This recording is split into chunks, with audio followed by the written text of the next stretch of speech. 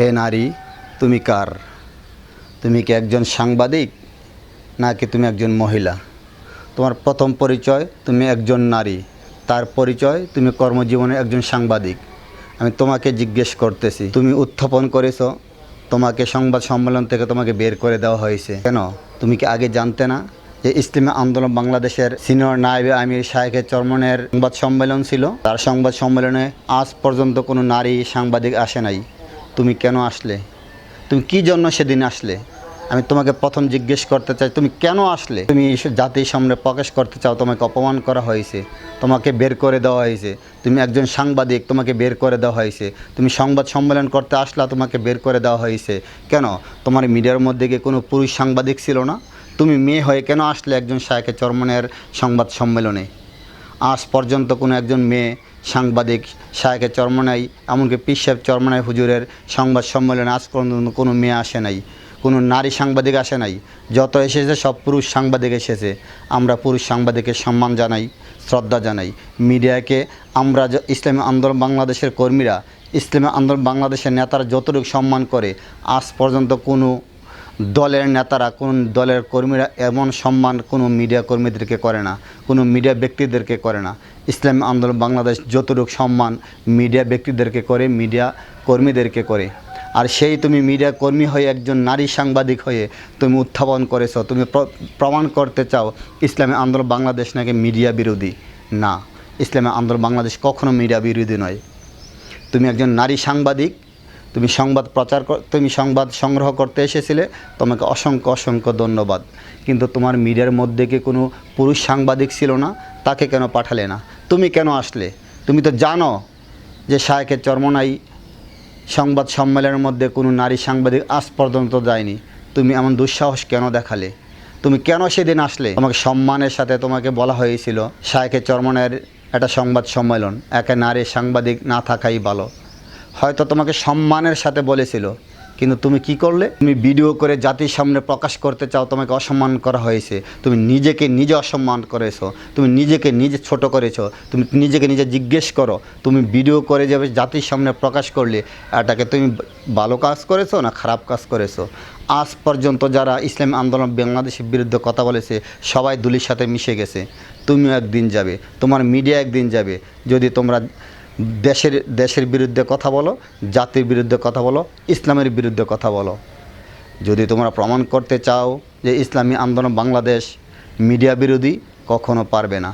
কারণ ইসলামী আন্দোলন বাংলাদেশের কর্মীরা, ইসলামী আন্দোলন বাংলাদেশের নেতারা যতটুক মিডিয়াদেরকে সম্মান করে, আজ পর্যন্ত কোনো দলের কর্মী, কোনো দলের নেতারা এভাবে মিডিয়াদেরকে সম্মান করে না। আর সেই তুমি সমস্ত মিডিয়াদেরকে একত্রিত করে ইসলামী আন্দোলন বাংলাদেশের বিরুদ্ধে দাঁড় করাতে চাও।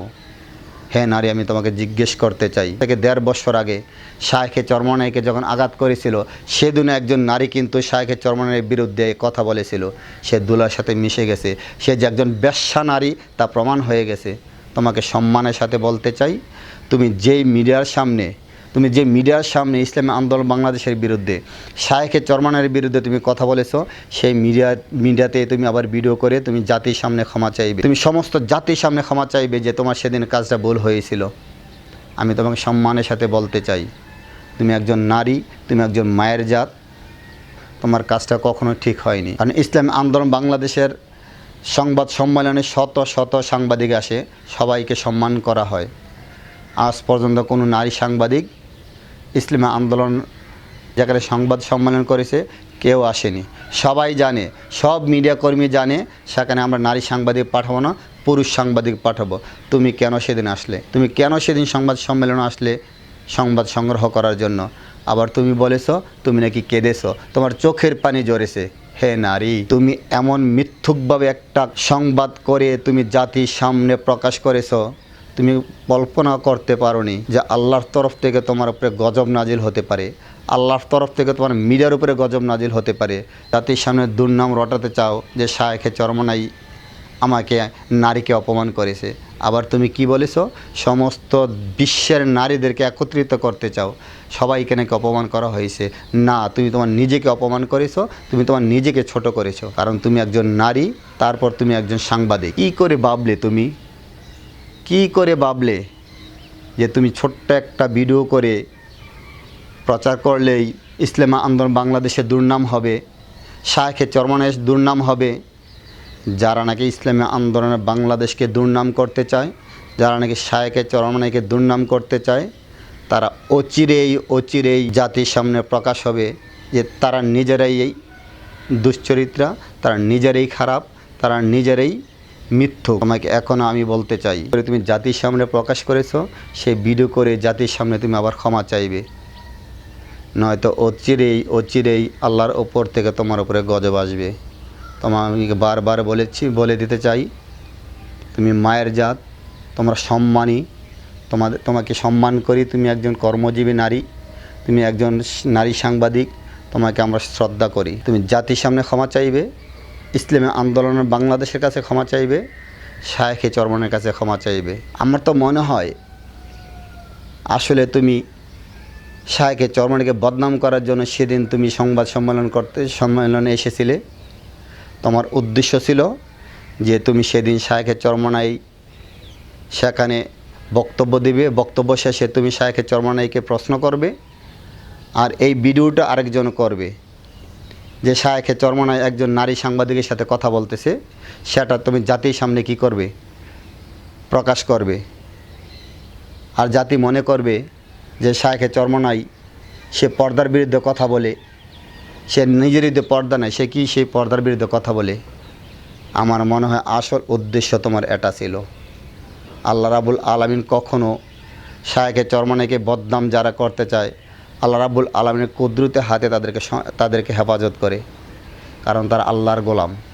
তারা আল্লাহর গোলামি করে, কোনো মানুষের গোলামি করে না, মানুষের তাবেদারি করে না, কোনো মানুষকে ভয় পায় না, তারা একমাত্র আল্লাহর গোলামি করে। আমার মনে হয় তুমি সেদিন এই কাজটা করার জন্য এসেছিলে, যে তুমি সংবাদ সম্মেলনের মধ্যে শায়েখে চরমনাইকে প্রশ্ন করবে, সেই ভিডিওটা আরেকজন করবে এবং জাতির সামনে তুমি প্রকাশ করবে যে একজন নারী সাংবাদিকের সাথে শায়েখে চরমনাই কথা বলতেছে, তার নিজেরই পর্দা নাই, কিন্তু আল্লাহ হেফাজতকারী। আল্লাহ একজন আছে, আল্লাহ হেফাজতকারী। যারা আল্লাহর জন্য কাজ করে তাদের হেফাজত আল্লাহই করে। তোমার স্বপ্ন ছিল, এই স্বপ্ন আল্লাহ রাব্বুল আলামিন দুলার সাথে মিশিয়ে দিয়েছে। এখন তা কী করলে? ওইটা না করতে পেরে তুমি কি করলে? তুমি আবার সংবাদ সম্মেলন থেকে তোমাকে বের করে দেওয়া হয়েছে, তুমি সেই ভিডিও করে জাতির সামনে প্রকাশ করতে চাও, আবার শায়েখে চরমনাইকে তুমি ছোট করতে চাও। মনে রাখবে, কখনো তোমাদের এই চক্রান্ত সফল হবে না, কারণ একজন আল্লাহ আছে, তিনি মহান। আমরা তারই গোলামি করি, তারই ইবাদত করি, আমরা তার জন্য রাজনীতি করি। তোমাকে আবারও বলতেছি, তুমি ইসলামী আন্দোলন বাংলাদেশের বিরুদ্ধে কথা বলেছো, শায়েখে চরমনাইকে ছোট করতে চেয়েছো, জাতির সামনে তুমি ভিডিও করে আবার তুমি প্রকাশ করবে। সেদিন তোমার ভিডিও করাটা বলছিল। ধন্যবাদ দেশবাসীকে, ধন্যবাদ। ইসলামী আন্দোলন বাংলাদেশ জিন্দাবাদ।